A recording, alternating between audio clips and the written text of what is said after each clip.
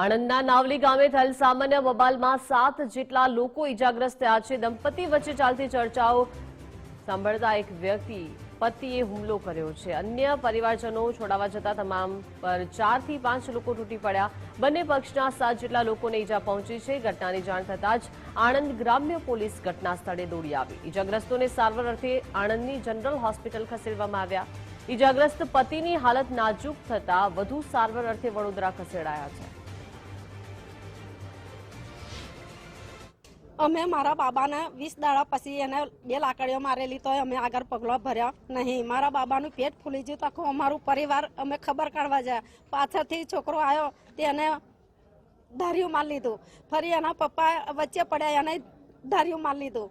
એ બે ભાઈ માથા ભારે, એનો બાપ માથા ભારે છે અને એ ગામના રહેવાસી નહીં, એ ચકલાસીના રહેવાસી છે। કોણ છે એ વ્યક્તિઓ? એ પવાભાઈ છે, ધમાભાઈ છે, નો અગસભાઈ છે।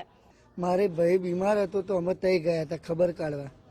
તો તઈ ખબર કાઢવા ગયેલા ને તો અમે તઈથી આવતેલા તો આ લોકો બૈરી ભાઈડો 2 વર્તેલા।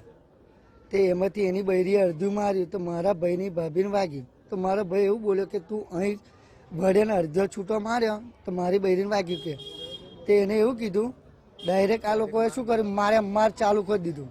મારા ભાઈને માર્યો, મારા મમ્મીને મારી, મારા પપ્પાને માર્યો, મારા પપ્પાને હાથ ભાજી કાઢ્યો, મને હાથમાં વાગ્યું, મને અંપા વાગ્યું, આ પોહરામાં વાગ્યું અને મારા ભાઈને ઈજા વધારે વાગી છે। એટલે અમારે એનો ન્યાય જુઓ સાહેબ। 10-12 લોકો હશે જેને મારામારીનો બનાવ બન્યો છે। એમાંથી 7 લોકો અહીંયા આવ્યા છે।